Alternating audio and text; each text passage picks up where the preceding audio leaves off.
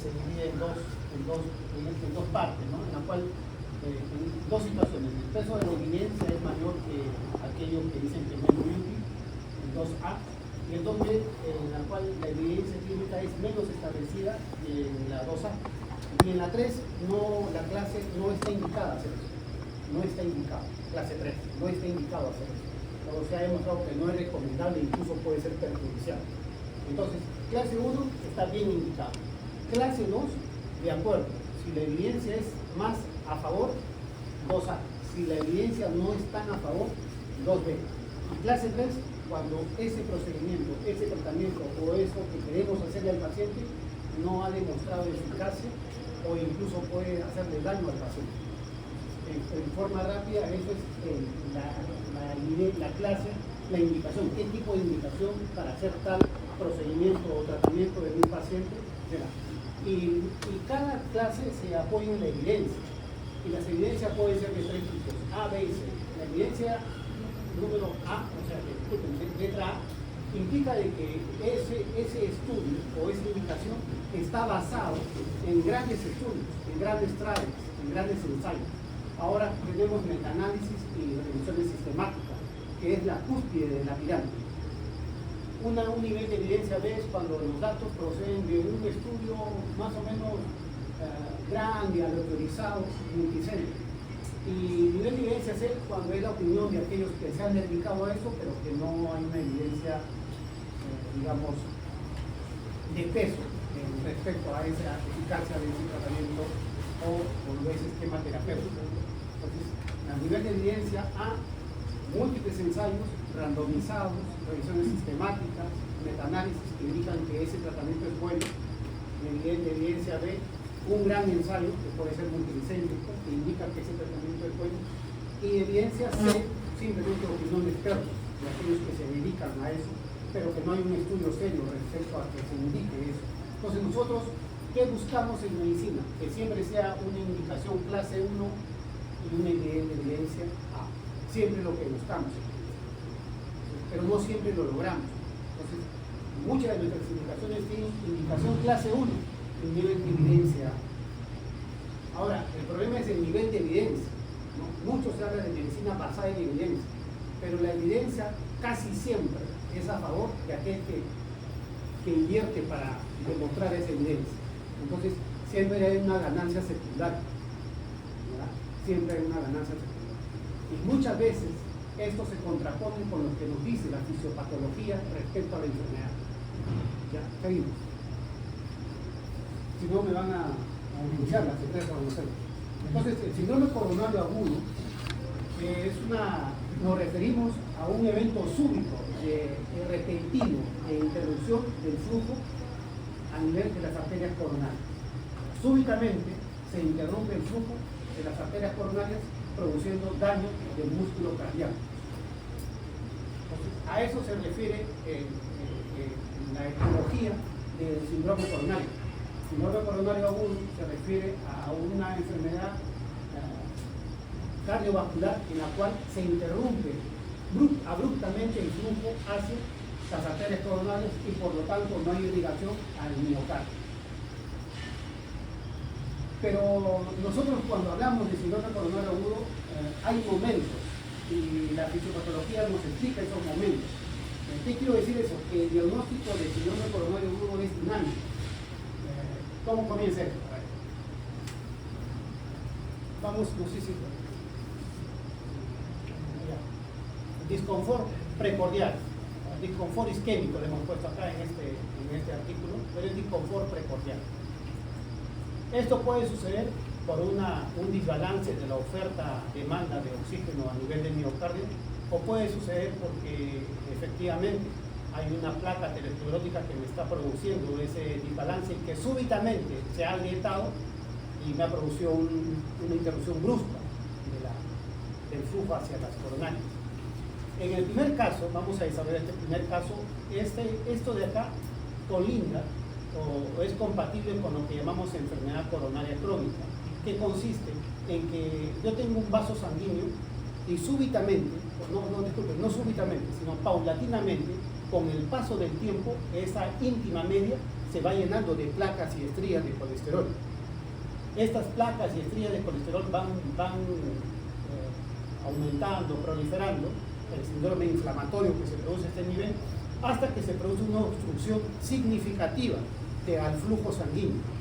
Esto va a comenzar a producir síntomas compatibles con lo que llamamos enfermedad coronaria crónica.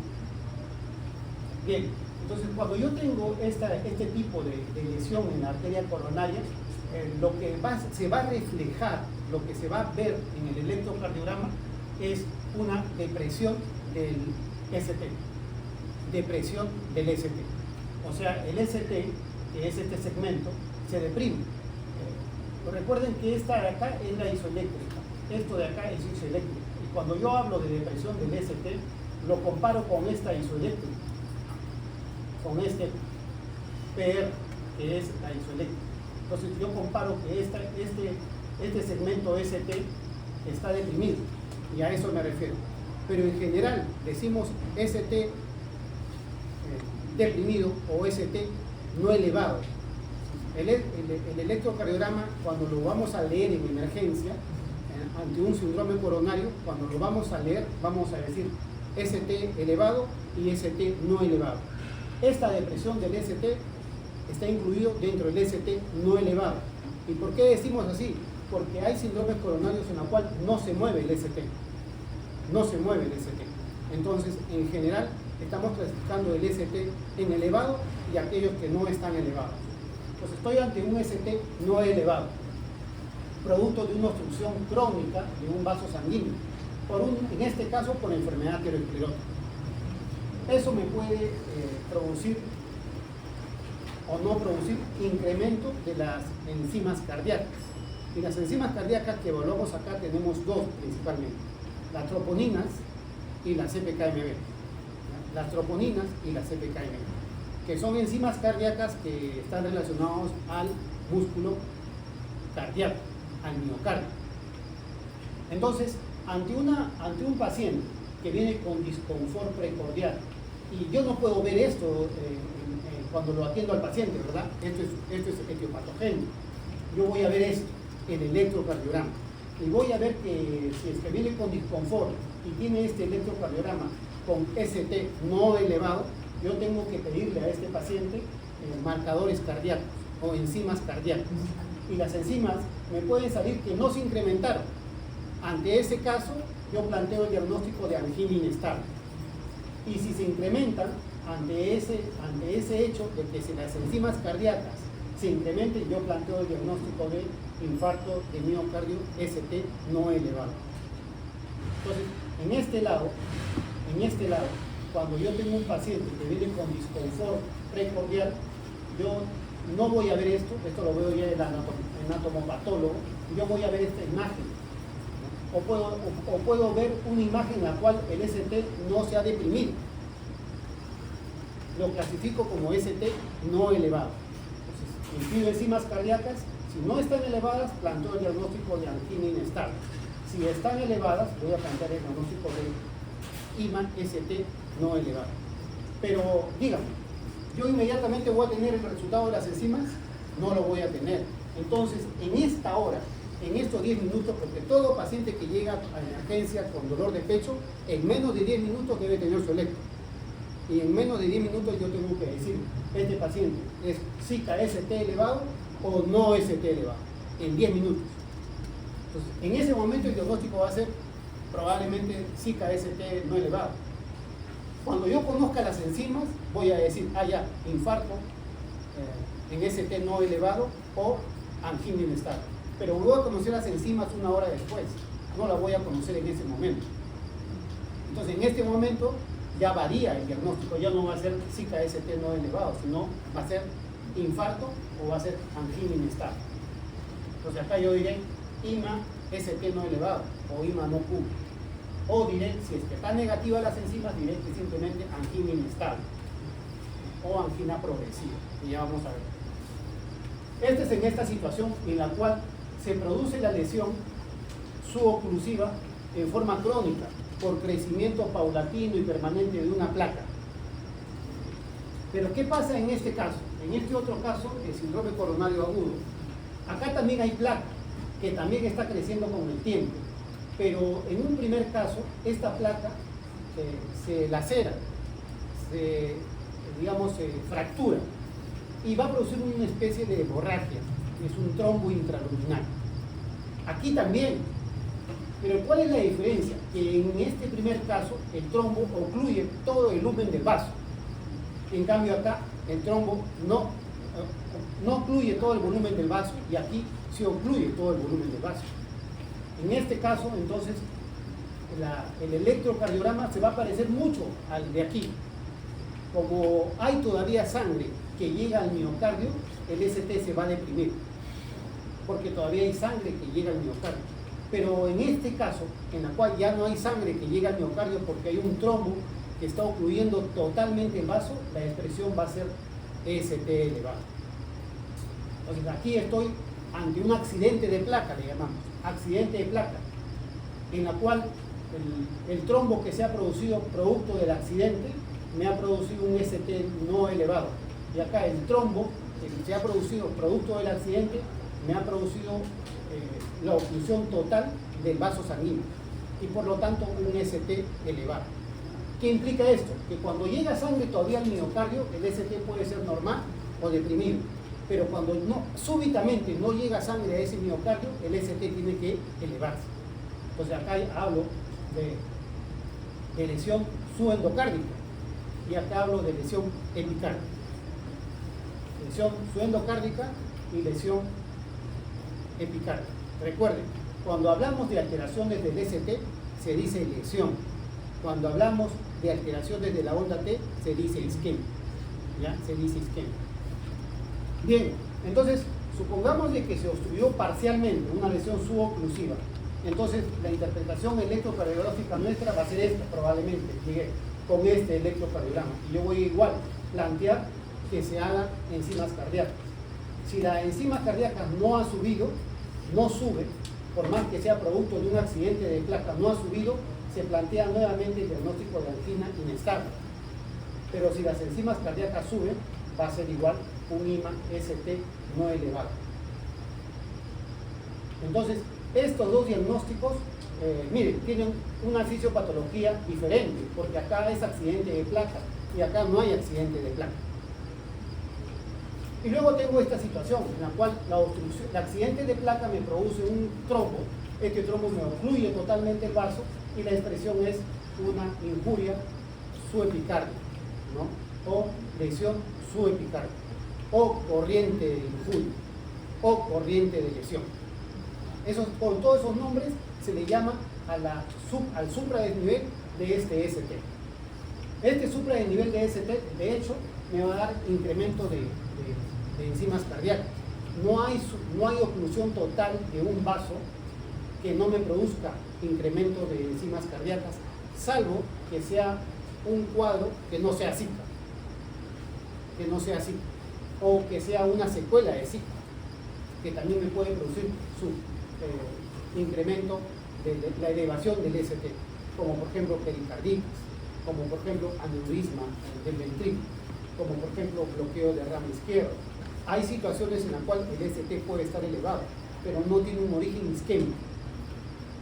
Entonces aquí tengo el ST elevado, va a haber un incremento notorio de los biomarcadores y aquí estoy sí ante un infarto, ¿no?, de inicio reciente o un Zika ST elevado. Luego al final, esto es, digamos, ya yo lo puedo saber a la hora, después de haber hecho las enzimas cardíacas. Pero ¿qué pasa en el tiempo? Posteriormente, por ejemplo, infarto, que ha sido un Zika ST no elevado, me puede...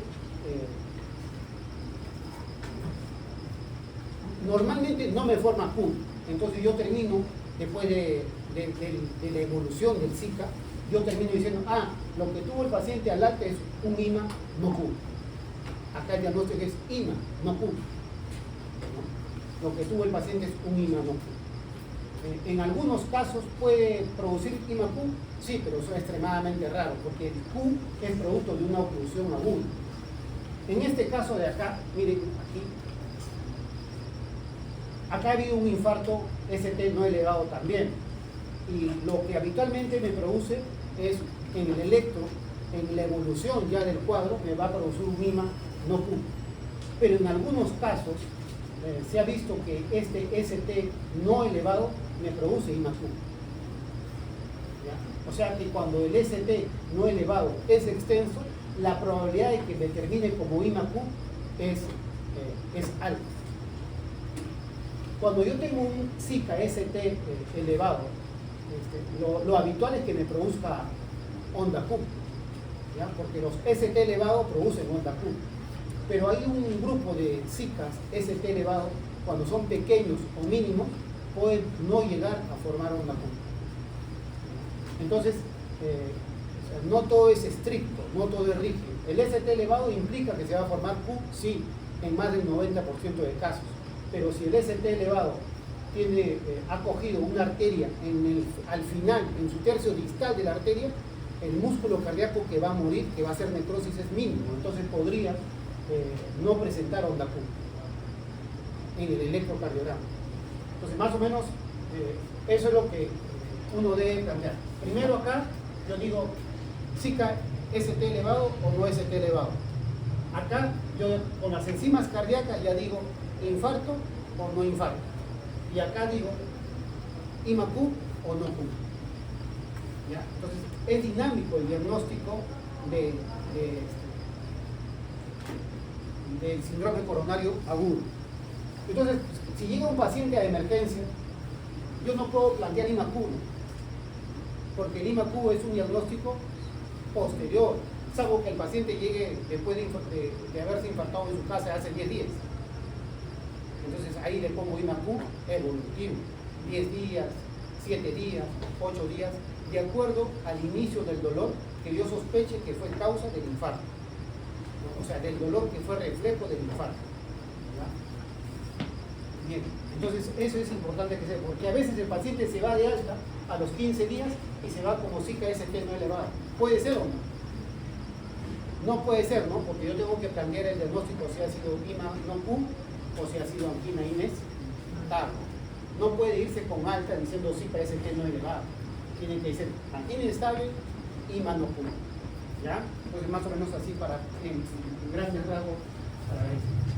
¿Y cuál es la fisiopatología del síndrome coronario agudo? La primera causa del síndrome coronario agudo es que una placa se facela, se rompe, se fractura. Y al fracturarse, expone el tejido íntimamente. Y al exponer ese intersticio hace que las plaquetas se agreguen sobre esa zona expuesta, se adhieran y se forma entonces un trombo intracoronario. Y como hay placas que se adhieren, vienen los linfocitos, las células escumosas y se agregan sobre esa zona disfuncionada y forman lo que es un trombo intracoronario. Esta es la causa más frecuente del síndrome coronario agudo de SICA ST, tanto elevado como no elevado. Cuando como le repito, cuando este trombo intracoronario que se forma y ocluye totalmente el vaso, voy a hablar de SICA ST elevado y posteriormente IMA Q. Si este trombo me ocluye parcialmente el vaso, no me debería obstruir totalmente el vaso, yo voy a hablar entonces al final de angina inestable o de IMA no Q. No Q. Bien. También se han producido casos de síndrome coronario agudo porque la paciente ha sufrido de vasoconstricción permanente durante un periodo de tiempo muy sostenido, de tal manera que ha producido este evento del síndrome coronario agudo. O sea, que puede haber deprimido el ST o incluso elevado el ST, pero no por accidente de placa ni formación de trombo, sino por un vasoespasmo persistente de las coronarias. De tal manera que esa persistencia del vasoespasmo ha hecho que el flujo hacia el miocardio disminuya y se presente el cuadro de síndrome coronario agudo. Esto digamos que es un equivalente a un estado asmático, en el cual el paciente hace broncoespasmo, no entra el flujo y el paciente se ahoga y comienza a desaturar. En este caso hay un vasoespasmo de las arterias coronarias que no permite que la sangre llegue al miocardio y entonces se produce el síndrome coronario agudo. sea ST elevado o ST no elevado. En la enfermedad coronaria crónica, que es esto de acá que hemos visto acá, en la enfermedad coronaria crónica, puede llegar a producirse también un evento agudo, y no por formación de trombo, sino porque el vaso llega a obstruir tanto, la placa llega a obstruir tanto el vaso, de que la obstrucción se vuelve crítica, y ese flujo que pase por ese vaso obstruido no sea suficiente para que el paciente haga sus actividades de vida diaria y comience a tener dolor. ¿Y cuánto es ese crítico? Aparentemente cuando el vaso se obstruye en un 70%. O sea, si la descendente anterior, si la circunfleja o la coronaria derecha se obstruyen a más del 70%, es probable que ese paciente comience a hacer dolor consistente con un síndrome coronario agudo. Pero es al 70%. O sea, si un paciente tiene 60, 50%, ya se ha demostrado que el flujo hacia el miocardio no se altera significativamente. Sin embargo, cuando la obstrucción es más del 70%, ese flujo sí se altera, ¿no? Y puede producir síntomas relacionados al isquemia. Hay casos en los cuales el paciente tiene placas en los vasos sanguíneos, placas ateroscleróticas, pero no llega a este 70%, digamos que llega a 50%, 60%. Pero el paciente está en una situación en la cual sus demandas de oxígeno miocárdico son mayores. ¿En qué caso, por ejemplo? En pacientes con anemia, en pacientes con tirotoxicosis, en pacientes con fiebre, en pacientes con fármaco.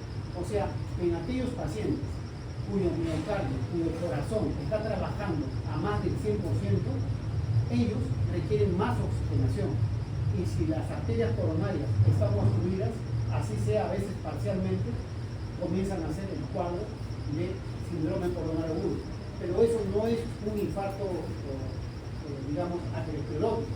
Simplemente es una alteración entre la oferta y la demanda, que es la que está aumentada en ese tipo de corazón, de paciente con taquicardia, de paciente con fiebre, de paciente con neumonía, de paciente con hipertiroidismo, de paciente con anemia. Entonces, aquel corazón que se acelera, ¿no?, requiere más oxígeno, y si la arteria no está competente, puede hacer el cuadro de síndrome coronario agudo.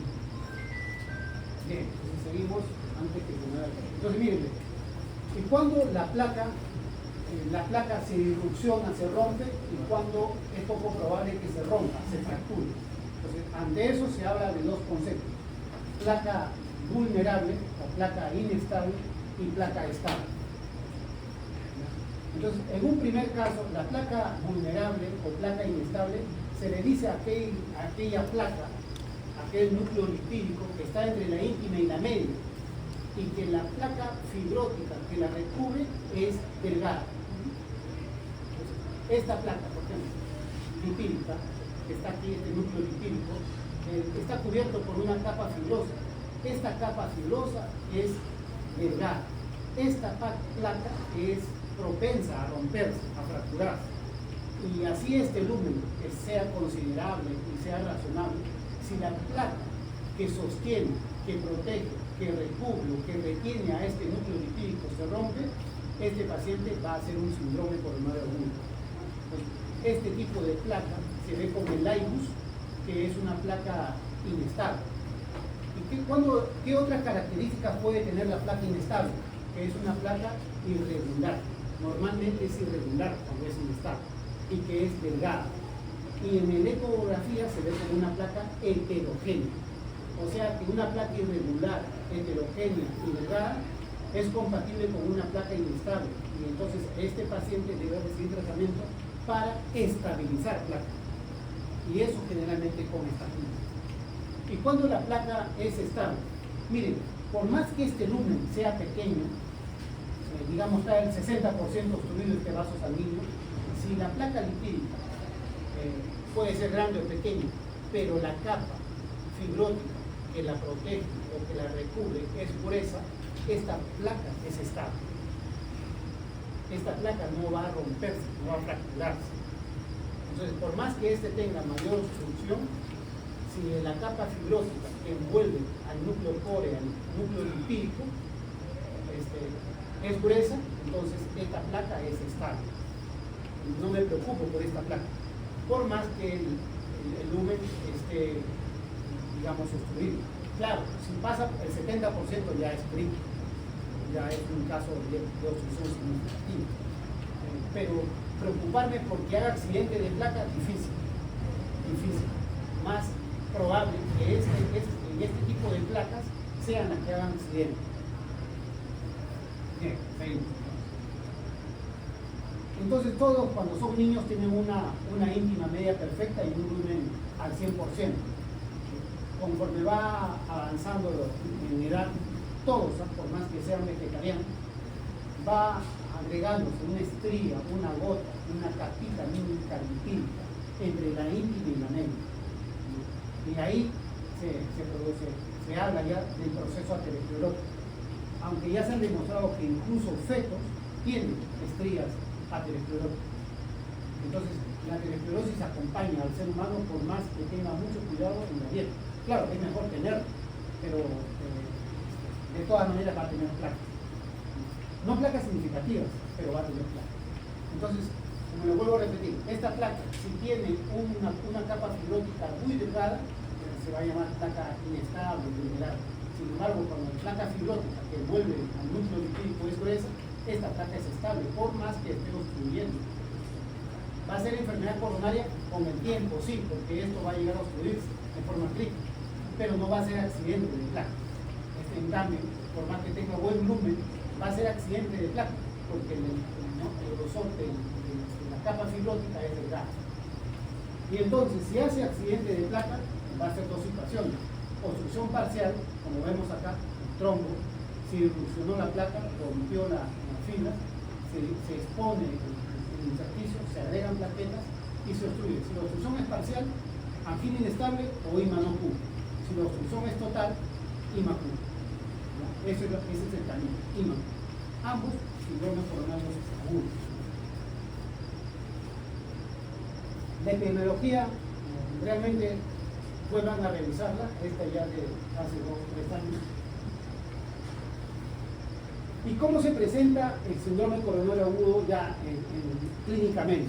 ¿No? ¿Cómo es lo que cómo yo puedo sospechar en un paciente? Porque no todo paciente que llega con dolor de pecho va a ser síndrome coronario. Es más, en la sierra, más del 90% de dolores de pecho no son coronarios, no por el tipo de dieta y por la altura, no por el tránsito intestinal lento. Acá es un poco más, pero tampoco difiere mucho. Entonces, cuando uno va a encontrarse con un paciente de dolor de pecho, lo más probable es que no sea coronario. No sea coronario. ¿Cuándo yo voy a pensar que es coronario? Cuando el paciente tiene factores de riesgo. ¿Y qué factores de riesgo? Los mayores: hipertensión, diabetes, dislipidemia y tabaco. Si tienen uno de esos factores, ya puedo pensar que podría ser un dolor de pecho de origen cardíaco. Y en ese caso ya le voy a llamar precordial. Que puede ser típica o atípica. Típica o atípica. Entonces, en la presentación clínica, si el dolor es retroesternóano, pero puntual, esto es una precordalia, pero este precordio el dolor es muy puntual. No es muy característico, no lo digo que no lo sea, pero no es muy característico de un dolor de origen coronario. Vamos aumentando la característica que acercan al dolor coronario. Si el dolor es en el pecho y se irradia un poco al cuello, entonces ya podría más ser coronario. Si el dolor es en todo el pecho, incluso si irradia la boca, el estómago, es más probable que ya sea coronario. Y sin duda, si el dolor es en todo el pecho, se irradia a la mandíbula y a ambos brazos, con toda probabilidad que este dolor es de origen coronario. Y si el paciente tiene en paro cardíaco, este paciente ha hecho paro cardíaco al 99% probablemente por infarto. Entonces, yo lo recibo al paciente y le digo, ¿cómo es su dolor? ¿No? Me dice, es puntual en el centro del pecho. Es poco probable que lo sea. Viene otro paciente me dice, sí, me duele el pecho, pero si me estoy radiando un poco al cuello, ya es más probable. Luego me dice, todo el pecho, doctor, como si alguien me aplastara, es mucho más probable. Y si es este tipo de dolor, este dolor es coronal. Y si viene, como le digo, chocado o viene en paro, es probable que sea de origen cardíaco con mayor, son al 99%. Ahora, yo no me voy a basar solamente en esto, es algo que tenga el Policlínico de tal provincia. Tengo que tener un electrocardiograma. Esto es la clínica, la presentación clínica del paciente, y yo tengo que tener un electrocardiograma. Y en el electrocardiograma tengo que ver, si el electrocardiograma no ha cambiado para nada, o yo no veo signos consistentes con isquemia o lesión, yo podría decir que probablemente no sea problema coronario. No es que no sea, probablemente no sea, porque hemos visto infartos con EKG normal, anginas con EKG normal. Luego, si hay depresión del ST, con mayor probabilidad estoy ante un problema de síndrome coronario. Y si hay ST elevado, sin duda, a veces al más del 90% problema. ¿Y por qué le digo esto? Porque hay otras situaciones en las cuales hay ST elevado. Pericarditis, reproducción precoz, hipercaplemia, bloqueo de la izquierda. O sea, hay otras situaciones en las cuales vamos a encontrar el ST elevado. Entonces yo ya comienzo a combinar, ¿no? Si viene este tipo de dolor con este electro, ni hablar, ¿no? Yo tengo que sospechar que es síndrome coronario. Si viene este tipo de dolor con este electro, ya ni hablar, es síndrome coronario. Si viene este tipo de dolor con este electro, poco probable, ¿no? Porque miren, el electro está normal y el dolor es precolergia, pero es atípica. Entonces, yo tampoco me voy a quedar acá. Si tengo un laboratorio, le pido enzimas cardíacas. Entonces, las enzimas cardíacas pueden ser positivas, negativas, positivas o francamente positivas. En las anginas, cuando no hay angina, deberían ser negativas. Cuando hay angina, pueden ser positivas, y cuando hay infarto, son francamente positivas. Aunque la cantidad de positividad depende del tamaño del infarto. El tamaño del infarto. O sea, que se van a elevar las troponinas, pero la intensidad con que se eleven me va a indicar el tamaño del infarto y por lo tanto el pronóstico. Entonces yo ya tengo que combinar mi clínica, mi electro y mis enzimas para yo definir si se trata de un paciente no cardíaco. Esto puede ser por acúmulo de gases y el electro está normal y las enzimas son negativos, este paciente no cardíaco. Pero por ejemplo, si el paciente viene con este dolor, este electro y las enzimas son positivas, este dolor, este electro y las enzimas son positivas, entonces lo más seguro es que este sea un IMA-NO puro. Si el paciente viene en paro, le tomamos el electro después del paro, porque en el paro no le vamos a tomar el electro, tenemos que hacer el RCP y encontramos este electro ni hablar, ¿no? Este paciente ha hecho paro por el infarto. O si después del RCP le tomamos encima, si está así, es probable que haya sido por el infarto. Entonces, yo tengo que combinar mi presentación clínica con mi presentación electrocardiográfica, con mi presentación enzimática, para definir si estoy ante un no cardíaco, angina inestable, IMA-ST no elevado, IMA-ST elevado, o otro tipo de cardiopatía, por ejemplo una pericarditis o miopericarditis, que elevan enzimas cardíacas, la miopericarditis, y también elevan el ST, pero el dolor no es típico. Por ejemplo, yo les doy enzimas cardíacas elevadas, miopericarditis, ST elevado, pericarditis. También puede haber en el miopericarditis, pero este paciente no va a tener este tipo de dolor, ¿no? El dolor es posicional en el paciente con pericarditis. Y entonces seguimos. Entonces ya sabemos de que el paciente, cuando enfrentamos a un paciente con síndrome coronario agudo, tiene que presentarse ciertas características. Por ejemplo, siempre pregunto, ¿no? En el infarto agudo del miocardio, ¿el dolor se presenta más al reposo o a la actividad física? Todo el mundo contesta a la actividad física. No, el infarto se presenta al reposo. En un síndrome coronario agudo se presenta al reposo. En cambio, la angina se presenta más al esfuerzo. Entonces, cuando a usted le pregunta, ¿es más frecuente el infarto durante la actividad física? No, el infarto es más frecuente durante el reposo. Ahora, aparece el reposo y para hablar de que sea un dolor de origen coronario, tiene que durar por lo menos más de 10 minutos para hacer angina inestable, y más de 20 minutos para pensar en infarto.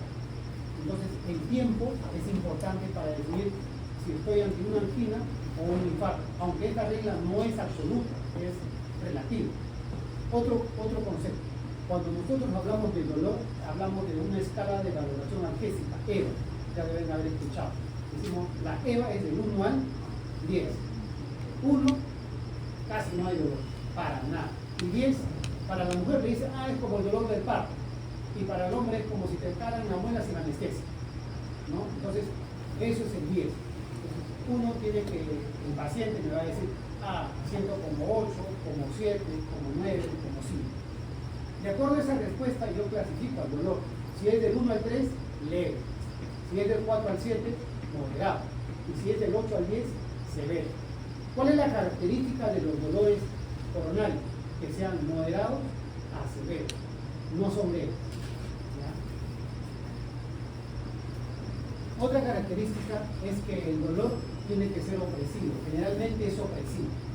El paciente puede decir como si me estuvieran apretando el pecho, como si alguien estuviera parado sobre mi pecho, como si me quisiera reventar el pecho, como si tuviera un globo que se esté inflando dentro de mi pecho. ¿Ya? Esa es la característica del dolor. Que, como le dije, puede ser en el precordio, irradiado al cuello, irradiado al cuello y a los brazos, irradiado al cuello y a la espalda, ¿ya? O un dolor puntual en el centro del pecho. Pero, como vuelvo a repetir, hay que valorarlo con el electro y con la sensible. Ahora, hay equivalente anginosos. ¿A qué se refieren esto? A situaciones en las cuales el paciente podría no presentar dolor, pero tiene algo que es equivalente al dolor, como por ejemplo la fatiga, la disnea. Fatiga y disnea en un paciente diabético a veces son sinónimos de dolor. ¿Por qué el paciente diabético no hace el dolor típico? Porque tiene polineuropatía diabética, que disfraza el dolor. Entonces, ellos hacen disnea o hacen disconfort, que no lo tipifican ellos como dolor. Entonces, nosotros, cuando decimos, ¿y cómo te duele? No, no me duele, doctor. Entonces, porque es un dolor agradable, o sea, es una sensación agradable o desagradable. Desagradable. Y ahí comenzamos a hacer nuestra terminología. Si es desagradable, es como si le hinca, lo oprime, le arde, le quema, es tipo punzada. Entonces, más o menos le tiene que decir el paciente si el dolor que tiene se parece a una hincada, a una opresión, a una quemazón, a un ardor o a una hincada de costado. Si es ardor u opresión, podría ser coronal, pero si es hincada, no es coronal. Si es como un retortijón, no es coronal. Si el dolor se exacerba con la inspiración, no es coronal. Si el dolor se produce al movimiento, no es coronal.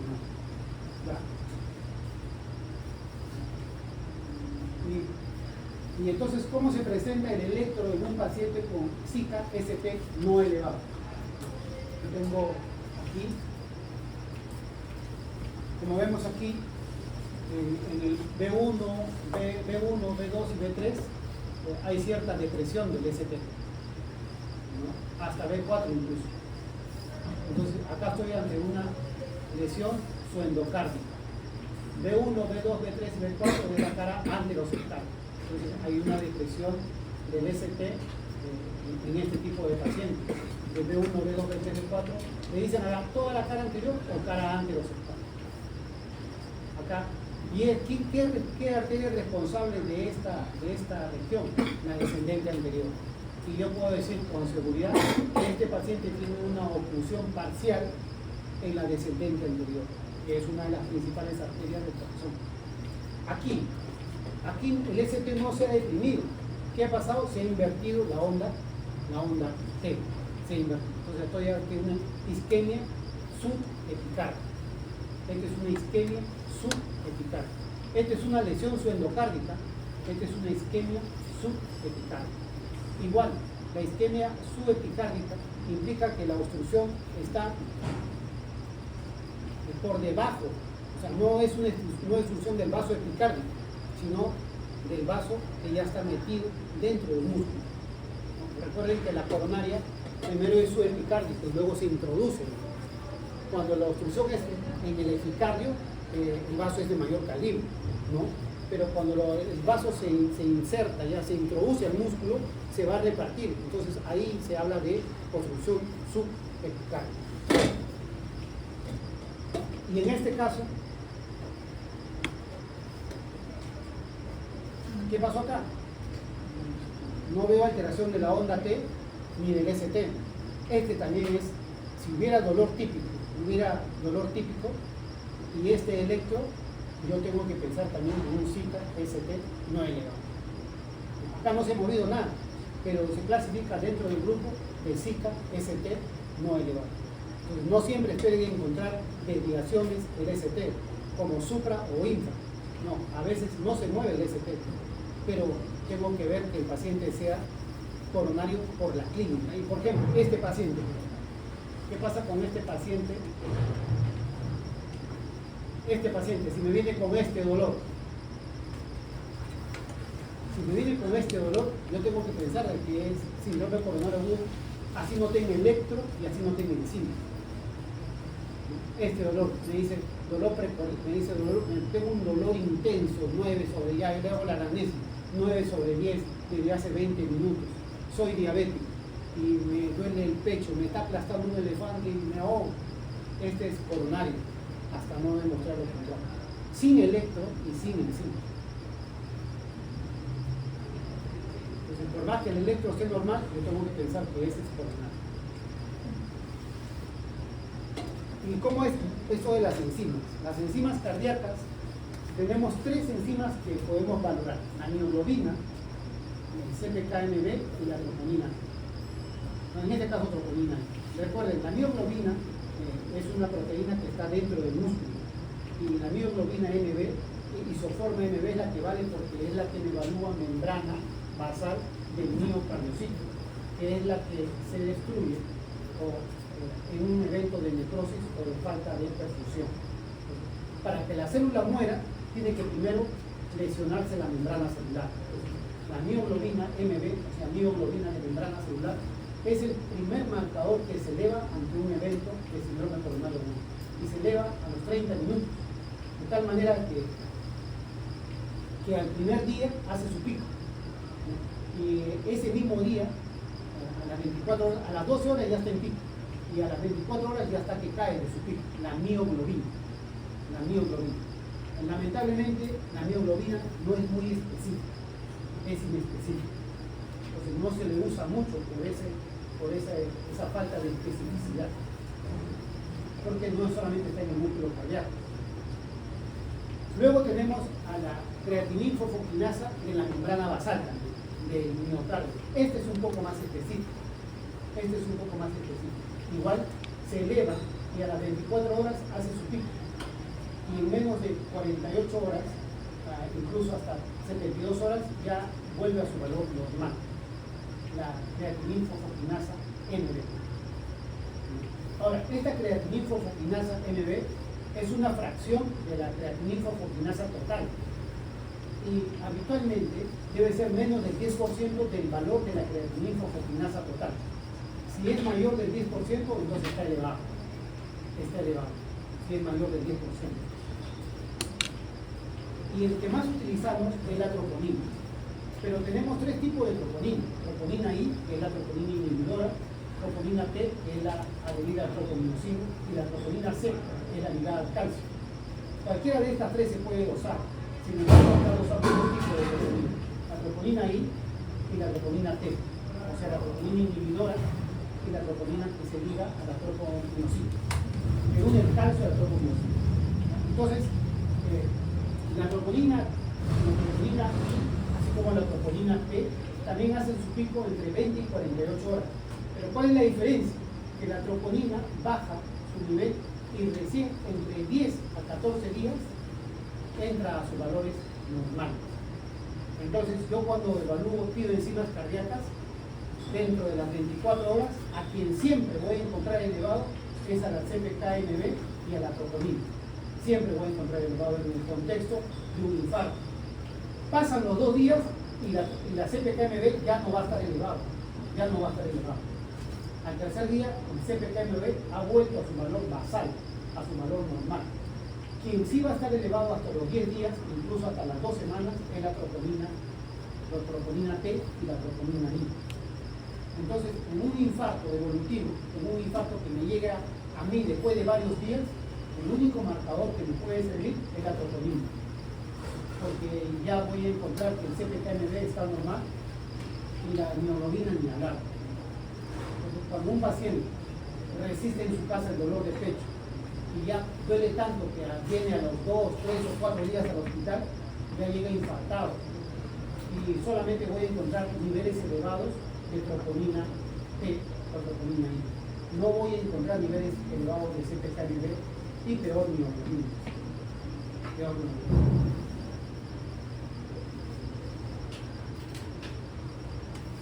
Ahora, con respecto a las troponinas, el valor no solamente me sirve para hablar de diagnóstico, el valor me sirve para hablar de pronóstico, el valor de cuánto se dio.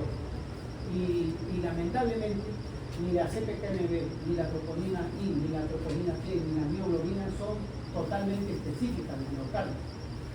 Entonces, hay algunas situaciones en las cuales yo lo voy a encontrar elevado.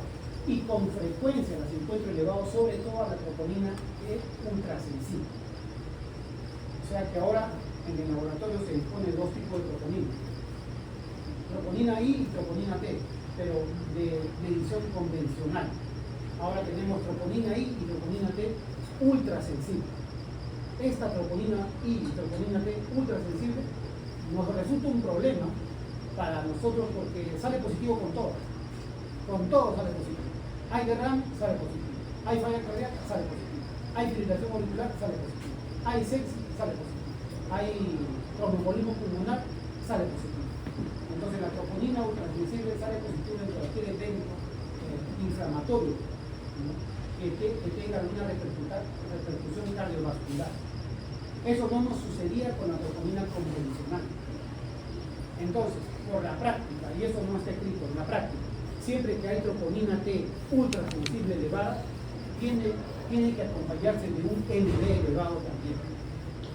Si me viene troponina ultrasensible elevada y CPK-MB normal, yo dudo de esa troponina ultrasensible. Porque eso nos pasa a cada rato. Muchas veces la troponina T, que es la que se describe, que indica el infarto, efectivamente lo indica, pero es altamente inespecífico. Es altamente sensible. Y como es altamente sensible, es poco específico. O sea, está con la ultra sensible. En cambio, con la convencional, sí era más específica, porque no era muy sensible, no se le daba con todo. Entonces, acá, por ejemplo, el valor de referencia para la troponina T, por ejemplo, es 1 milésimo de microgramo por litro en una persona normal. O sea, nosotros tenemos troponina, dosable incluso, ¿no? Pero va a ser valor normal. Cuando hay angina o cuando hay falla cardíaca, esa troponina puede elevarse. Ya no va a ser un milésimo, sino un centésimo de microgramo por litro. Cuando yo estoy ante un infarto pequeñito, un microinfarto, o una miocarditis, o una falla cardíaca descompensada, la troponina se va a elevar. En este caso, 1 décimo de microgramo por litro. Cuando yo estoy ante un infarto pequeño, ¿ya? Un infarto de miocardio pequeño, una miocarditis o un tromboembolismo pulmonar, la troponina está en 1 microgramo por litro. Y así, 10 hasta 100 microgramos por litro cuando yo estoy con un infarto ya extenso. Entonces, en todos estos casos la troponina es positiva, pero va a ser más elevado cuando el daño miocárdico es mayor. Y cuando el daño miocárdico es mayor, también nos indica el pronóstico del paciente. ¿Va a ser falla cardíaca o no va a ser falla cardíaca? ¿Va a ser edema agudo pulmón o ese paciente se va a chocar?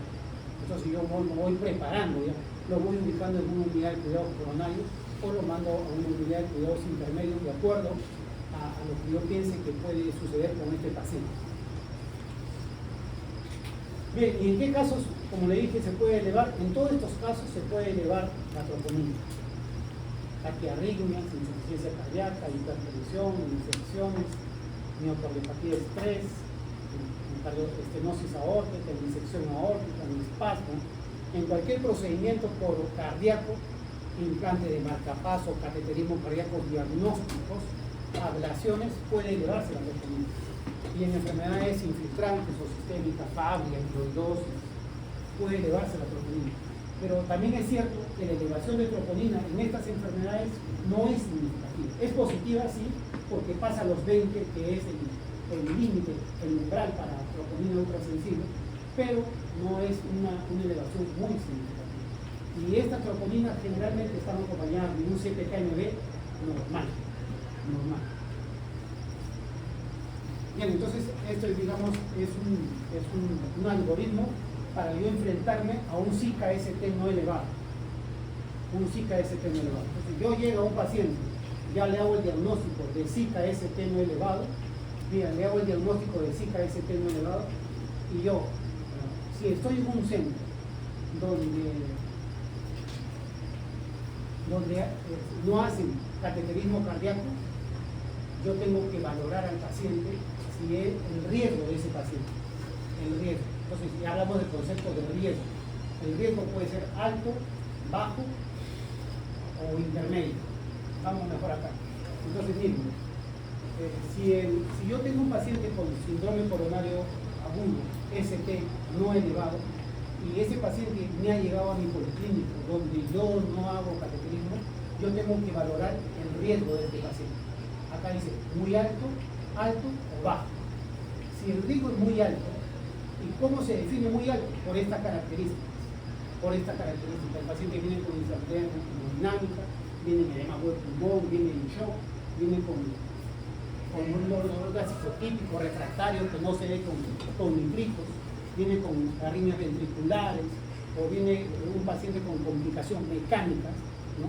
Entonces, estos pacientes con depresión significativa del ST, una depresión difusa del ST, o un ABR supradesnivelado, entonces estos hallazgos o estas características indican que el paciente es de muy alto riesgo.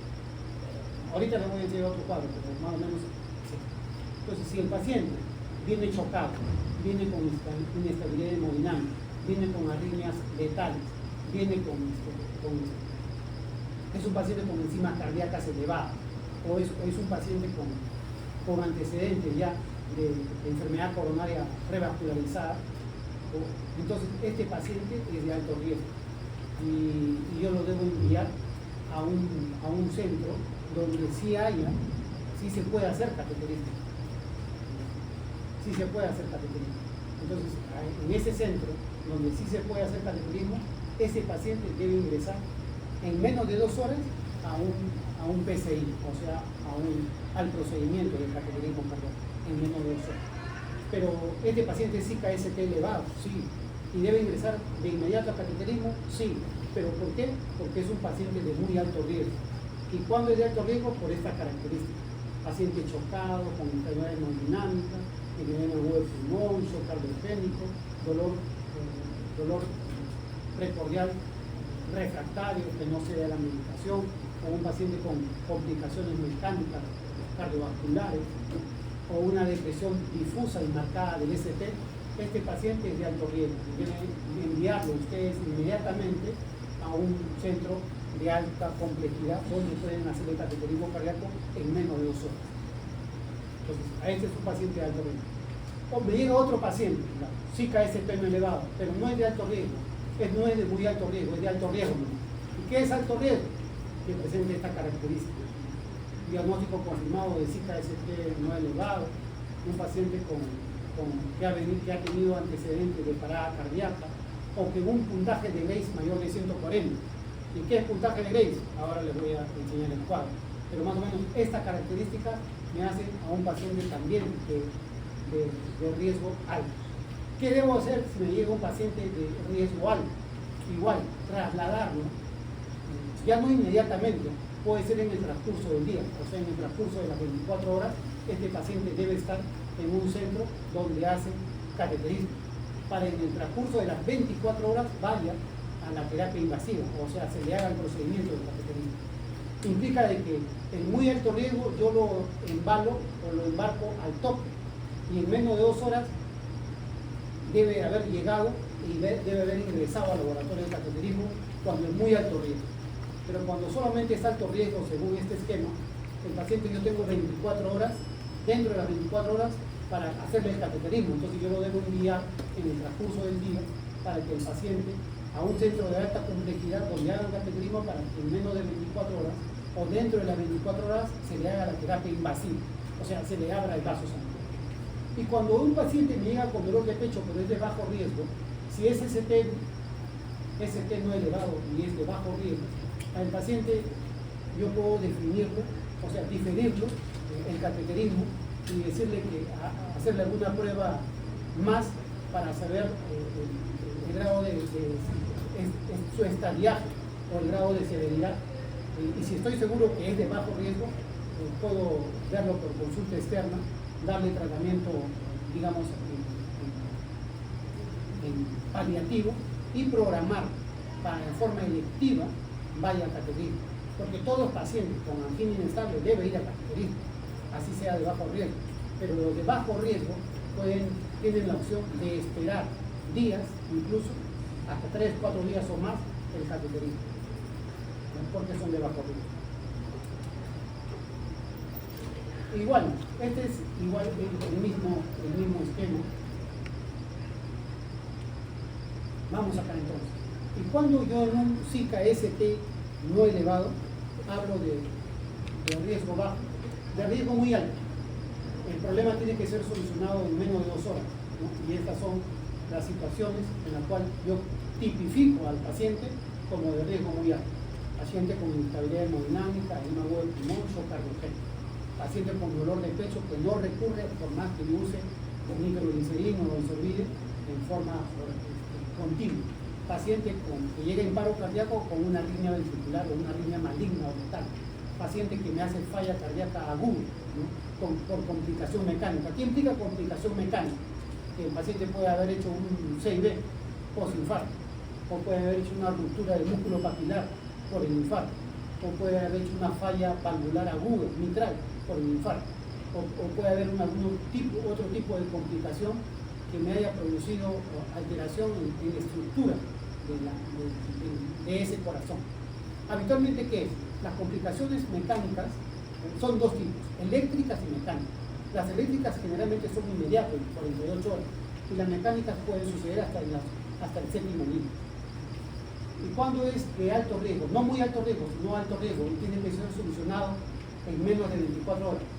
Igual, paciente inestable hemodinámicamente, paciente con shock, paciente con ascenso o descenso de troponina. Recuerden que yo puedo chapar, digamos, al paciente cuando las troponinas se elevan, o puedo encontrar al paciente cuando las troponinas están bajando. En ambos casos, si se están elevando o están bajando las troponinas, eso significa que el paciente ha hecho curva. Y si hace curva, es infarto. Si hace curva, es infarto. Y luego con una escala de Grace mayor de 140. Y ahorita vamos a presentar el cuadro de la escala de Grace. ¿Cuándo es riesgo intermedio? Por ejemplo, un paciente con dolor de pecho y diabético. Yo tengo que sospechar, ¿no? Porque los diabéticos son coronarios. Paciente con dolor de pecho, ST no elevado y enfermedad renal. Ese también son coronarios. Entonces, paciente con falla cardíaca, con insuficiencia cardíaca, con fracción de eyección baja, ese paciente es lo más probable que sea coronario, ¿no? Y así. Pues el paciente que tiene antecedente de bypass o de un cateterismo previo hace unos años, también es de riesgo intermedio. Escala de Grace entre 109 y 140, riesgo intermedio. Y aquellos que no tienen nada de esto son considerados de riesgo bajo. Nada de esto. Y entonces ahora vamos a la escala de Grace.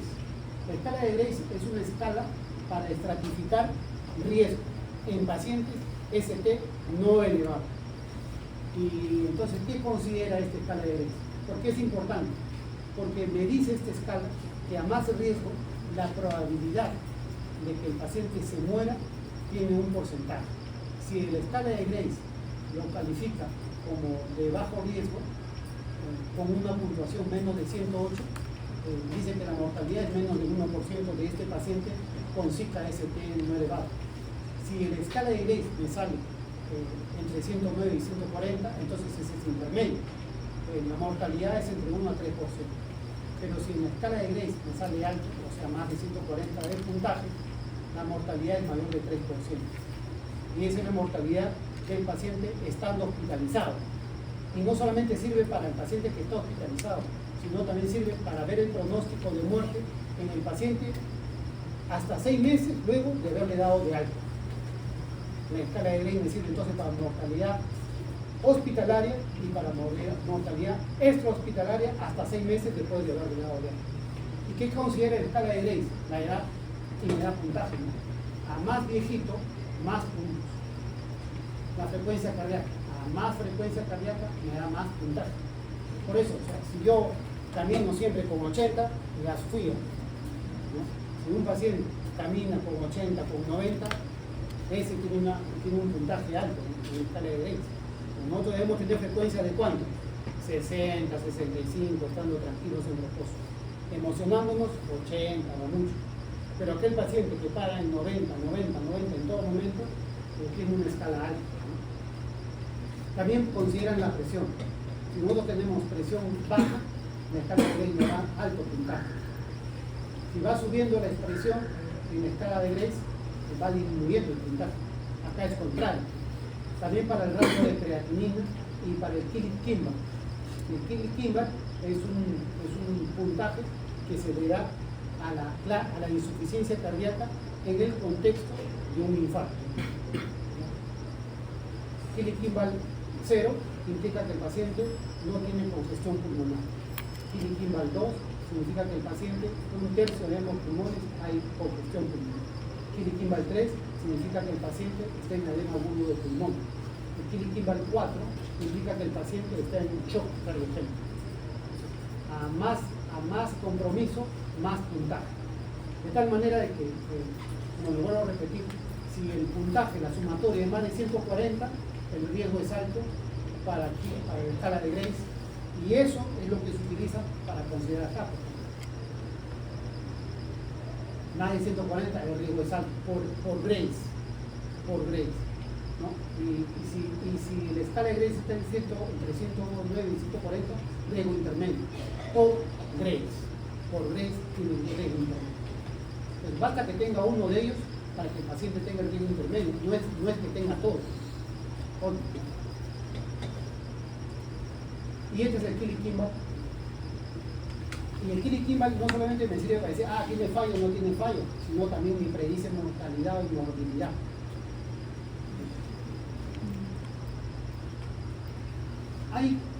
Ahora todo el mundo tiene ACT, ¿no? Hay ACT para yo calcular el Grace. Hay ACT para yo calcular el Grace. Yo calculo el Grace inmediatamente apenas llegue el paciente. Antes utilizábamos el TIMI para estratificar. Ya no se utiliza el TIMI. Porque el TIMI, ¿qué implicaba? Implicaba conocer si el paciente tenía estenosis coronaria. Pero para eso el paciente ya había ido a cateterismo, ya no tiene opción. O sea, porque todo lo que hago escala es para ver en qué momento lo mando al cateterismo, ¿no? Yo le veo, tiene alto riesgo, que vaya al cateterismo de una vez. Pero el TIMI me pedía que ya tenga el cateterismo. ¿Y esto por qué sucedía? Porque antes se hacía cateterismo diagnóstico. O sea, entraba en el 2 de mayo en los años 80. Ibas, el paciente con síndrome coronario, primero le hacían el diagnóstico. Luego mandaban a comprar el stent o el balón. y en un segundo momento entraban a cateterismo terapéutico. Entonces, en ese momento sí me servía el químico porque hacían cateterismo diagnóstico. Ahora no. Ahora entras al cateterismo y tienes que entrar ya con el material para solucionar el problema. Tus stents, tus balones. Antes no. Antes solamente se pintaba y decía, tiene la descendente anterior 70%, ya. Que consigan un stent de tanta medida para poner ese ahí. Y entraban una segunda vez al cateterismo terapéutico. Pues ahora ya no. Se entra de frente y el cateterismo es diagnóstico y terapéutico en esa misma sesión.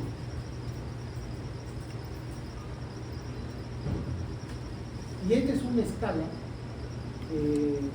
que nos para la mano en el sentido del tratamiento para los pacientes con síndrome coronario agudo. En el sentido de que cuando uno tiene un síndrome coronario agudo y el problema es por un aterotrombosis, uno trata de deshacer el trombo, tanto mecánicamente con el catéter y con el stent como por fármacos. Pero el deshacer el trombo implica antiagregación doble y anticoagulación. En un paciente anciano, que es lo que mayormente se infarta, dar doble antiagregación plaquetaria y dar anticoagulación me lleva a que tengo un riesgo de hemorragia alto. Entonces ahí pone la mano esta escala de Crusey, en la cual me valora ciertos patrones como la hemoglobina basal, la creatinina, la frecuencia cardíaca, el sexo, la presencia de diabetes, los signos de falla cardíaca, de enfermedad vascular y de presión arterial, para ver si el paciente tiene riesgo alto o bajo de que se le aplique tal doble antiagregación, además de anticoagulación. Entonces, si el paciente tiene indicación de doble antiagregación y doble anticoagulación, pero tiene un Crusey muy alto, hay que valorar esa terapia, que es estándar para todos, pero hay que valorar, ¿no? Porque me está diciendo el Crusey de que ese paciente me puede sangrar, que tiene muy alta probabilidad de sangrar. Y como vemos acá, el riesgo de hemorragia es tan alto como el valor de Crusey. Entonces, si yo tengo a mi abuelito de 90 años, que ha tenido enfermedad arterial periférica, es hipertenso, ¿no? Y tiene cierto grado de falla cardíaca porque está compensada, yo lo pienso mucho para doble antiagregarlo y anticoagularlo de forma agresiva, de forma permanente, por 7 días o 8 días, lo que dure la doble antiagregación y la anticoagulación simultánea. En general, el manejo del Zika ST no elevado implica pues que cuando el paciente llega a emergencia y yo ya hice el diagnóstico, medidas generales, ¿no? Como reposo absoluto, el paciente debe estar con un monitor de una unidad coronaria, con el EKG monitorizando, ¿no? Siempre se pide que la saturación de oxígeno sea mayor de 90, o sea que yo le doy oxígeno si es que la saturación es menor de 90. No está indicado darle oxígeno suplementario si la saturación es mayor de 90. Luego le damos nitratos. Este nitrato tiene que ser condicional al dolor. Si no hay dolor, no hay necesidad de nitratos. Primero el nitrato vía oral, el famoso isoguía sublingual, y si el dolor persiste, el nitrato endovenoso, isorquet o nitroglicerina. Luego el otro es, además de eso, yo tengo que hacer que el paciente tenga una frecuencia cardíaca baja, ¿no? En el ST no elevado, una frecuencia cardíaca baja. De tal manera que necesita un beta bloqueante, habitualmente cardioselectivo, para bajarle la frecuencia. Lo ideal es entre 50 y 60. ¿Y por qué eso? Porque a menos frecuencia, menos necesidad de oxígeno. Menos necesidad de oxígeno, o sea, el miocardio es menos demandante de oxígeno, ¿no? Y su problema es que no le llega, entonces lo vuelvo menos demandante. Digamos, entre comillas, lo duermo al miocardio para que no me pida tanto oxígeno. Luego, si es que no mejora el dolor con los calcio antagonistas y con los beta bloqueantes, yo puedo acudir a un calcio antagonista no dihidropiridínico, o sea, aquel que es bradicardizante y vasodilatador. Aquí tenemos verapamilo y limpiaceno. Ya retiraron del mercado verapamilo, nos queda limpiaceno. Todo paciente con síndrome coronario agudo debe ir con inhibidores de la hidroximetilbutaril coenzima A, más conocido como estatinas, ¿no? Las estatinas de esta, la atorvastatina 40 o 80 es lo que se indica en un paciente con Zika ST no elevado. Y como les decía, el tratamiento antitrombótico incluye antiagregantes y anticoagulantes. Siempre, entre anticoagulantes, siempre aspirina, ácido acetilsalicílico. Y luego el segundo anticoagulante ya depende del contexto. Utilizamos frecuentemente clopidogrel, pero a veces es necesario el ticagrelor, sobre todo cuando el paciente ya es coronario, ya está usando clopidogrel y a pesar de eso ha hecho un segundo infarto. Yo ya no le voy a dar aspirina más clopidogrel, sino le cambio, en vez de clopidogrel, ticagrelor.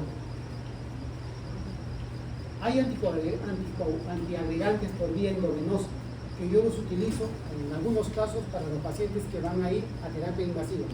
Inmediatamente antes de la terapia invasiva, estos pacientes van a antiagregantes endovenosos porque el efecto es mucho más rápido que el antiagregante por vía oral. Y siempre tiene que ir también un anticoagulante en un síndrome coronario agudo.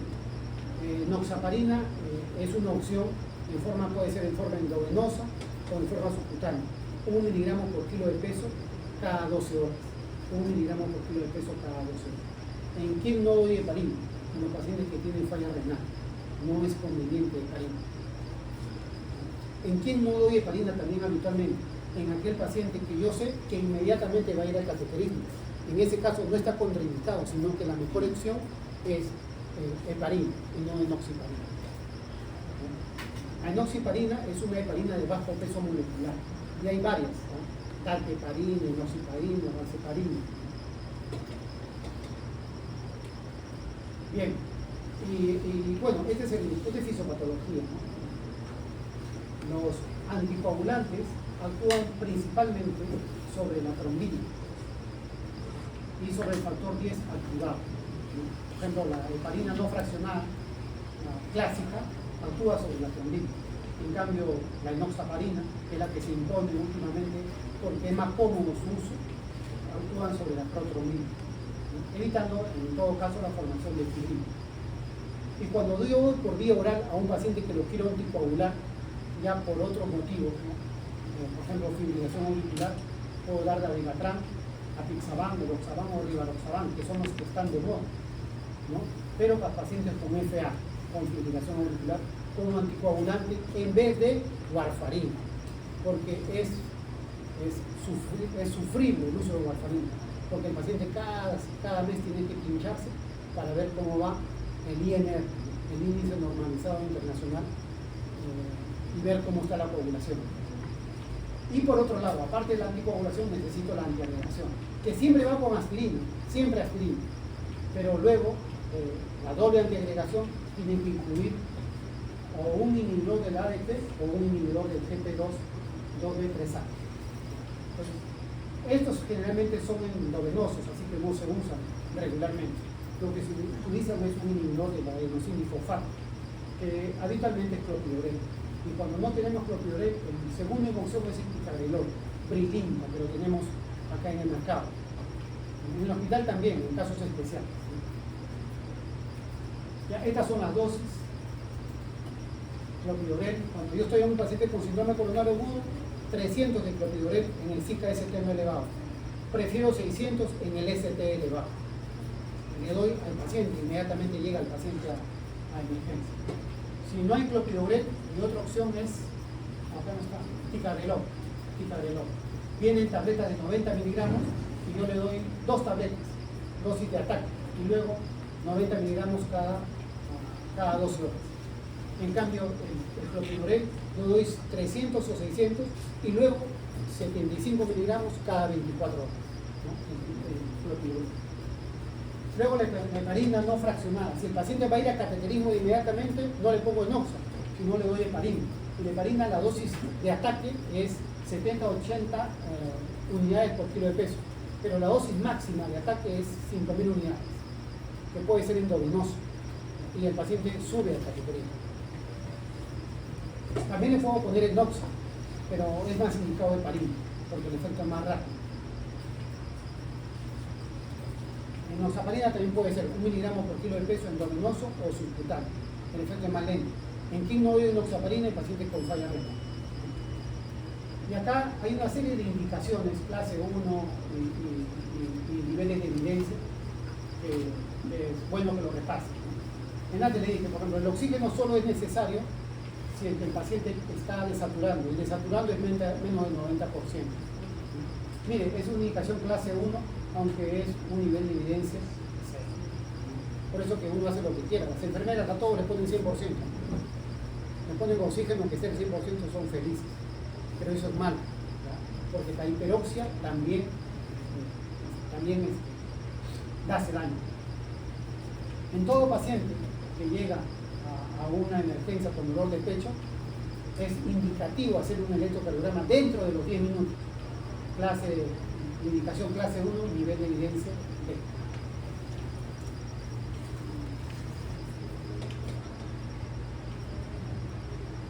Todo paciente que llega a emergencia tiene que ser monitorizado. Que llegue a emergencia con síndrome coronario agudo, tiene que ser monitorizado, y ese monitor tiene que tener capacidad desfibriladora, porque el paciente con síndrome coronario agudo con cierta frecuencia hace paro. Entonces, este paciente tiene que ser ubicado en una unidad con que tenga monitor con desfibrilador. Esa es indicación clase 1. Y estos son ya pacientes con electro, con SICA ST elevado. Pero antes de eso, vamos al electro. Llega igual, la misma clínica puede ser, pero en este caso, el electro nos muestra SICA ST elevado. Este es un ST elevado precoz, se está elevando recién la onda T. ¿Ya? Se está elevando la onda T. En el de acá ya hay ST elevado, pero de cara inferior 2, 3 y ABF. Yo veo que hay elevación del ST en cara inferior, 2, 3 y ABF. Y siempre que yo busco ST elevado, tengo que buscar la imagen especular, que es ST deprimido, para decir que más o menos eso se trata de un cuadro agudo. Eso no se va a producir en pericarditis, en miocarditis, en hipercalemia, no va a haber cambios especulares, que sí va a haber en música ST elevado. Y el cambio especular, por ejemplo, en este infarto inferior, es buscar depresión del ST en D1 y AB. En D1 y AB. Acá se ve notoriamente en AB, no mucho en D1. El cambio especular. ¿Qué significa eso? De que si en este lado del corazón hay ST elevado, allá hay ST deprimido. Entonces, la cara diametralmente opuesta a la cara inferior es la cara lateral alta. ¿Basta que con una unidad de evidencia puede hacer presentes de cambio? Ya sí, basta, con imágenes especulares sí. No es muy, eso, no hay evidencia respecto a eso, pero se supone. Por ejemplo, si el ST es elevado en B1 o B2, la imagen especular yo la voy a buscar en B7, B8, o sea, en cara posterior. ¿Ya? Entonces, yo tengo que encontrar la imagen especular en cara posterior. Sí. Ahora, si el infarto es de la cara posterior, yo tengo que encontrar la imagen especular en B1, B2. O sea, si el ST elevado es en cara posterior, yo tengo que encontrar ST deprimido en B1 y B2. Si el ST elevado es en B1 y B2, yo tengo que encontrar ST deprimido en B7, B8. ¿Ya? Entonces, la imagen especular tiene que estar para hablar de agudez. Acá hay un ST elevado anteroseptal, ¿no? Pero ya, en este caso, la onda T ya se está invirtiendo, lo que implica de que ya hay cierto grado de evolución del infarto. O sea, ¿cómo se evoluciona el infarto? Esta es la primera imagen de un infarto. Este no es un mismo infarto, por si acaso, son tiras diferentes, pacientes diferentes. Pero digamos, acá estoy pescando el infarto al inicio, en la primera hora. En este caso de acá, ya el infarto tiene algunas horas. ¿Por qué tiene algunas horas? Porque acá ya me está formando un piquito, onda oculta. Entonces, este infarto ya tiene algunas horas. Claro, menos de 12 horas, pero ya tiene algunas horas. Este infarto de acá ya tiene más horas, pues, porque ya tengo onda Q prácticamente y ya la onda T se está invirtiendo. Este infarto de acá también tiene algunas horas, porque ya tengo presencia de onda Q acá. Este infarto de acá tiene el mismo tiempo que este infarto de acá. Característicos, ¿no? O sea, el ST se está elevando, pero ya tengo onda Q. Y ante un dolor de pecho en el escenario de un SIC ST elevado, un dolor de pecho en el escenario de un Zika ST elevado, yo debo seguir cierto algoritmo. Y esto es, digamos que lo que todo el mundo se ha puesto de acuerdo, pero todo el mundo olvida, ¿no? O sea, los tiempos. Y no es que lo olvidemos en sí, sino que el sistema de transporte o el sistema de llegada o la presencia del paciente en la emergencia no colabora.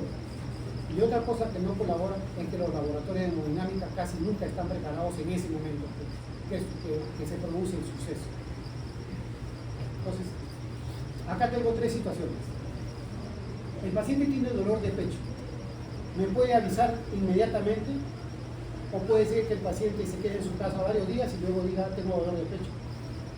Entonces, este tiempo es dependiente del paciente. El retraso que se produzca acá es retraso del paciente en comunicar. Cuando el paciente comunica a un servicio médico, por ejemplo, a un servicio no va al hospital, sino comunica, llama por emergencia, aló de salud, llama. El sistema de emergencia, que es el First Medical Contact, o sea, el primer contacto médico del servicio de emergencia, del servicio de medicina de emergencia, sabe que el paciente tiene dolor de pecho. Este servicio de emergencia tiene que llegar a la casa del paciente y en menos de 10 minutos, tiene que hacer el diagnóstico de Zika ST elevado. Zika ST elevado. Y si hace el diagnóstico de Zika ST elevado, esta ambulancia, este colega, tiene que definir, llevarlo, porque tiene que ir a cateterismo inmediatamente, tiene que definir llevarlo a un sitio donde haya intervencionistas. ¿No? Entonces dice, oye, ¿dónde lo llevo? Lo voy a llevar al INCOR, pero ¿llegarás al INCOR en menos de 120 minutos? Si llegas al INCOR en menos de 120 minutos, entonces este paciente debe ser derivado al INCOR para hacerle una angioplastia primaria. Y cuando llega al INCOR, estando en el INCOR, cuando llega al INCOR, ya en menos de 90 minutos, este paciente tiene que haber sido reperfundido. Ese es los tiempos óptimos. ¿Qué pasa si este paciente, el chofer, el médico, dice, oye, no voy a llegar en menos de 120 minutos, no voy a llegar? Entonces lo que se opta, si se sabe que no se va a llegar en menos de 120 minutos a un sitio donde hagan el cateterismo, lo que se opta es porque se fibrinoliza al paciente, se tromboliza al paciente. Y la trombólisis debe empezar después de en menos de 10 minutos de haber hecho el diagnóstico. Entonces yo tengo 10 minutos para decir, oye, voy o no voy, llego o no llego, no llego. O puede ser que sí llegue, pero la sala está ocupada. Entonces, de todas maneras no va a llegar porque la sala está ocupada. Entonces, tienen que definir. Y después de que le digan, no vas a llegar, sea por distancia o sea porque está la sala ocupada, entonces él tiene que fibrinolizar luego de en menos de 10 minutos de haber definido que ya no lo va a llegar. Tiene que fibrinolizar. Y entonces el paciente se tiene que reperfundir de esa manera. Esta reperfusión puede ser exitosa o no exitosa. En todo caso, siempre el paciente, por más que lo haya fibrinolizado en la ambulancia, lo tiene que llevar a un sitio donde se haga cateterismo por más horas que se demore en llegar. Pero ya fibrinolizado. Por más que esta fibrinólisis no sea exitosa, tiene que llevar. ¿Qué pasa si el paciente llega, no llama a la ambulancia, llega a un sitio, pero en ese sitio donde él llega con su dolor de pecho, no tiene cateterismo? Entonces, ese centro donde llega el paciente tiene 10 minutos para hacer el diagnóstico de Zika ST elevado. Hace el diagnóstico ese centro en menos de 10 minutos de Zika ST elevado y ellos mismos tienen que definir de acá, de este centro, enviarlo a un centro donde se haga. Igual, dice, oye, lo mandamos del centro de salud del Uril, lo mandamos al ICOR, ¿llegaremos o no llegaremos? Pero es Semana Santa, no voy a llegar porque está congestionada toda la Panamericana. Si no llega, entonces este centro tiene que trombolizar al paciente. tiene que trombolizar. Pero si llega, entonces tiene que enviarlo al INCOR, porque lo mejor es intervencionismo primario respecto a trombólisis. Es mejor hacerle cateterismo que hacerle trombólisis. Es mejor para el paciente. ¿Y qué pasa si el paciente llega a un sitio donde se hacen cateterismo? Entonces, perfecto. En menos de 10 minutos, ese centro tiene que hacer el diagnóstico de Zika ST elevado y en menos de 60 minutos, ese paciente tiene que ir a hacer reperfusión vivo, porque está en un centro donde sí hacen cateterismo. Entonces, cuando tenga dolor de pecho, no lo vayan a llevar a un policlínico. Tienen que llevarlo a un sitio, por lo menos donde usted sepa de que hacen cateterismo. Porque tiempo es músculo. Tiempo es músculo. Y si pierde músculo, falla cardíaca. Y si falla cardíaca, calidad de vida o. Y esto es lo mismo, jóvenes.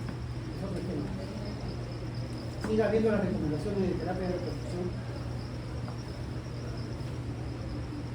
Dice acá, por ejemplo, indicación clase 1, nivel de evidencia A. La terapia de reperfusión está indicada en todo paciente con síntomas de isquemia menor de 12 horas de duración y ST persis TEN. O sea que si el paciente tiene dolor de pecho y ya han pasado 12 horas, ya no va a ser muy efectiva la terapia de reperfusión, si ya han pasado más de 12 horas. Tiene que ser antes de 12 horas. Y antes de 12 horas, la indicación es clase 1, nivel de evidencia A. Después de las 12 horas, ya no tiene indicación clase 1, nivel de evidencia A. Se puede hacer y se hace, pero ya no tiene ese peso de la evidencia.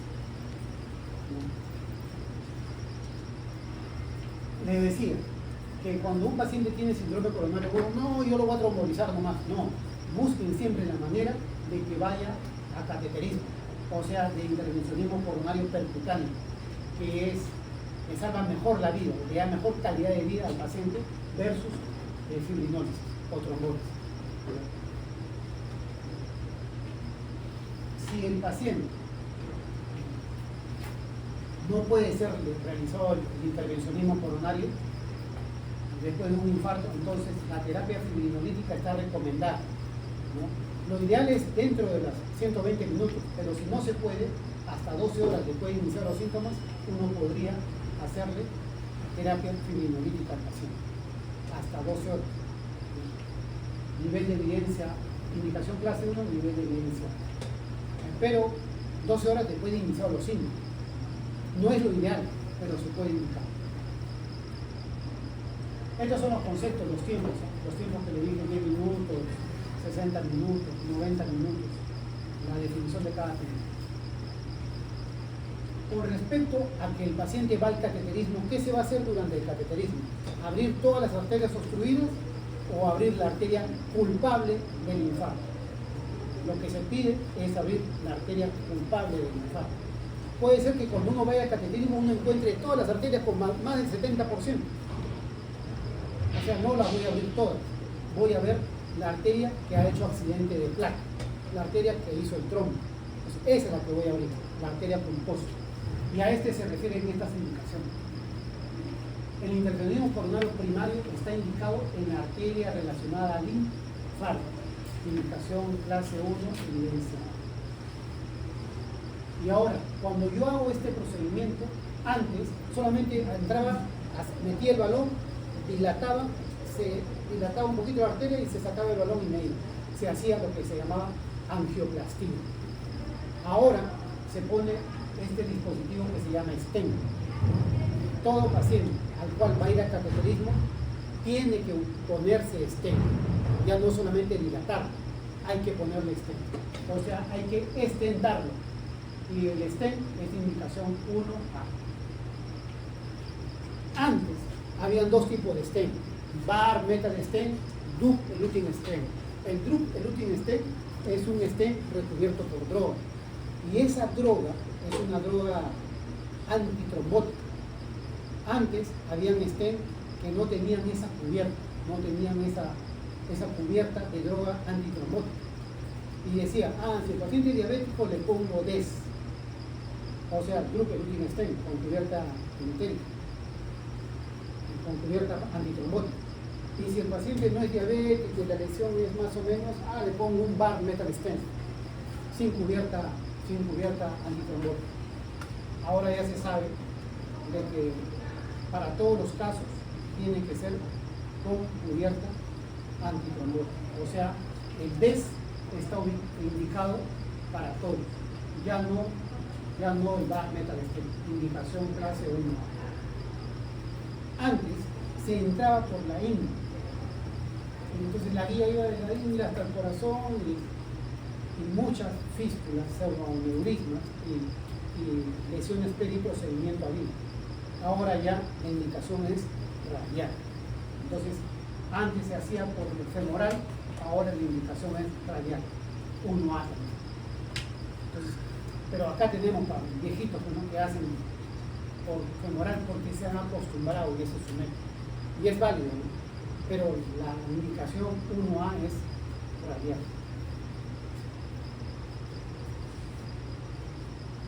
Algunos dicen, pero yo le puedo hacer, tengo tiempo, le abro la arteria pulposa y le puedo poner aquellas que sean amenazantes. Es válido, pero tiene indicación 2A. ¿Ya? Porque algunos quieren poner 5 estén al paciente. Una ferretería tiene el paciente.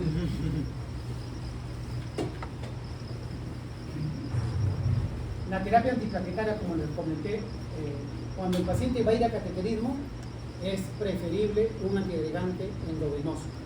Habitualmente no lo tenemos, ¿no? Pero es preferible a un antiagregante vía oral. Eso también es 1A. La anticoagulación es recomendada para todo paciente en agregación a la doble agregación antiplaquetaria. O sea, todos los pacientes deben ir con anticoagulación y antiagregación en el contexto del paciente que ha ido a intervencionismo percutáneo y a intervencionismo coronario percutáneo. Y esta anticoagulación, como les dije, es preferible heparina no fraccionada a heparina de bajo peso molecular, como la enoxaparina. Es preferible heparina no fraccionada porque tiene acción más rápida y no hay lesión renal. Porque, ojo, mandar un paciente a cateterismo es mandarlo a que se lesione el riñón también. ¿Ya? Es mandarlo a que se lesione el riñón. Porque el contraste daña al riñón. Entonces, yo sopeso. Si el paciente tiene insuficiencia renal grado 4, ¿lo mando o no lo mando acá? Tengo que conversar con la familia, decir que probablemente ese paciente, cuando salga, vaya a diálisis. ¿No? Aunque hay preparaciones que uno puede dar, pero igual, vemos que salen con insuficiencia renal. La dosis de aspirina, la dosis de clopidogrel, la dosis de ticagrelor, la dosis de noxa, bueno, esta es la dosis que les he explicado. Hay varios fibrinolíticos, tecniteplase, estreptoplase, estreptokinasa. Nosotros usamos siempre alteplase. El alteplase lo usamos de esta manera: en bolo 15 miligramos y luego 0,75 miligramos por kilo de peso, y eso lo pasamos en 30 minutos. Y luego, desde que terminan estos 30 minutos, preparamos 5 miligramos, 0,5 miligramos por kilo de peso y lo pasamos en 60 minutos. En la práctica lo hacemos 15, 50 y 35. Ahí están los 100 miligramos que tiene el alteplase en su presentación. El alteplase viene en dos frascos, 50 miligramos y el diluviente. Se juntan y hacen 100 miligramos. Hacen 100 miligramos. Y entonces yo de esa manera lo paso: 15, 50 y 35. 15 en bolo, significa en 2 minutos. Después sigue 50 miligramos en 30 minutos. Y después lo que queda le paso en 1 hora, que son 35 miligramos. Esa es la trombólisis para el infarto agudo miocárdico, o sea, para el Zika ST elevado, que es diferente para el accidente cerebrovascular. Estas siguen siendo las dosis. Y me olvidaba, cuando yo digo que una reperfusión, o sea, yo hago una trombólisis, ¿es exitosa o no es exitosa? Cuando es exitosa, el paciente va a ir a cateterismo, pero tiene 24 horas para ir. Cuando no es exitosa la trombólisis, el paciente tiene que ir inmediatamente a cateterismo. Y a ese cateterismo se llama cateterismo de rescate. Recuerden los conceptos, ¿no? A este paciente tiene que ir a cateterismo de rescate. ¿Pero por qué? Porque su trombólisis no ha sido exitosa. Pero si hubiera sido exitosa, tiene que ir a cateterismo. Porque recuerden que tienen que poner stent, por más que ya hayan diluido el coágulo. Entonces, ¿cuáles son los criterios de reperfusión exitosa? Que desaparezca el dolor. En la escala de EVA, ustedes, cuando el paciente viene y ustedes ya tienen su EVA, ¿no? Le duele como 8. Esa escala de EVA deben valorarlo cada 5 minutos que van poniendo la infusión de la artroplasia. ¿Cómo está el dolor?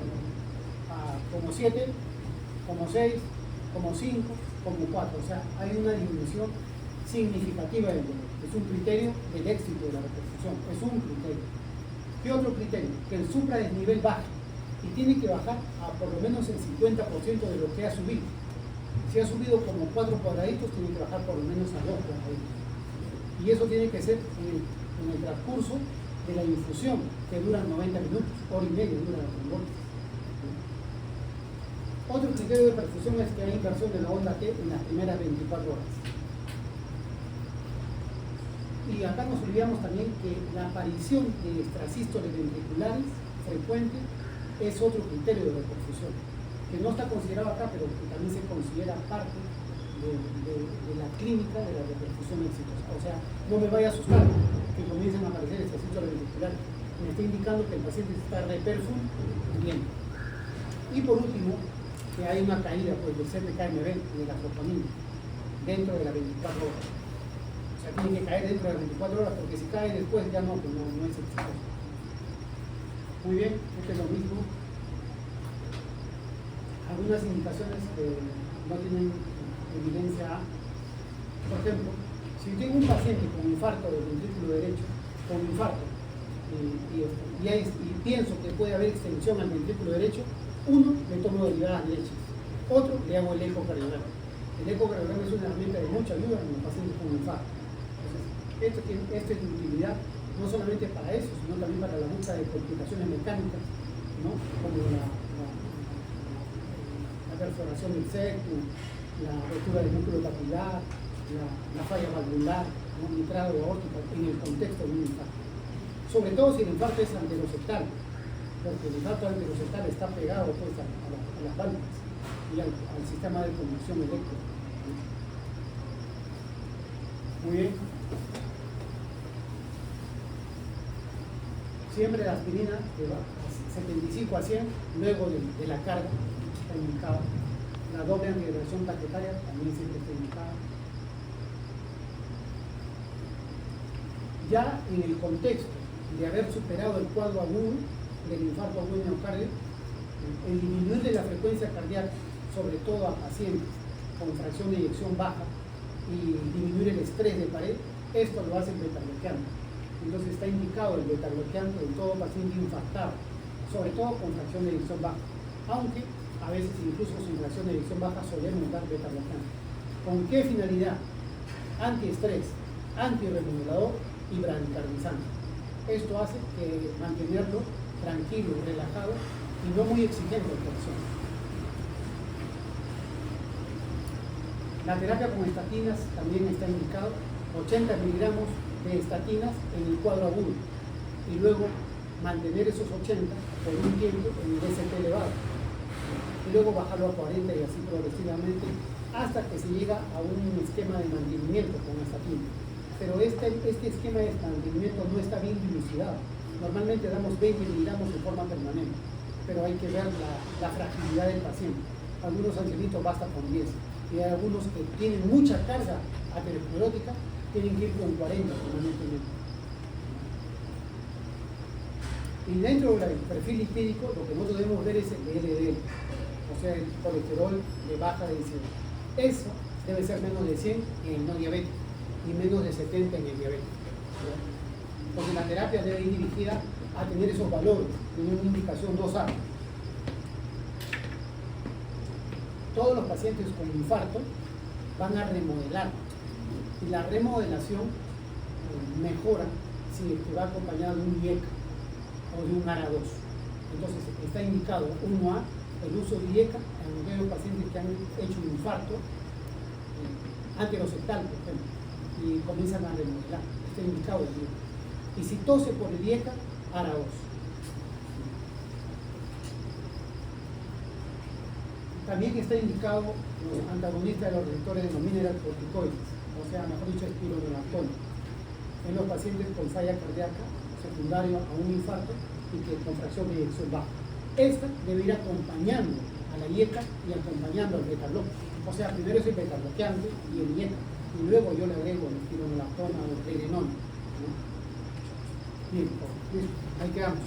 Disculpe, ¿complicaciones del síndrome coronario agudo? Depende, o sea, las complicaciones hay del infarto, hay mecánicas o eléctricas. Las eléctricas suceden entre los 24 y 48 horas. Las mecánicas a la semana, incluso 2 semanas. ¿Cuáles son las eléctricas? Las arritmias ventriculares, ¿no? Letales. ¿Y mecánicas? ¿Cuáles son las mecánicas? El CIB, la disfunción del músculo papilar, la rotura del músculo papilar, la disfunción de válvula mitral, de acuerdo a la pared que haya implicado el infarto. Si es del septum, lo más probable es que haya un anderosectal, una comunicación interventricular. Si es de cara basal, una disfunción del músculo papilar. Si es de cara lateral, un derrame pericárdico. Entonces, las complicaciones mecánicas cuando el miocardio está friable, y eso se da entre 1 y 2 semanas. Gracias. ¿Sí? De acuerdo, nos vemos. Gracias, doctor.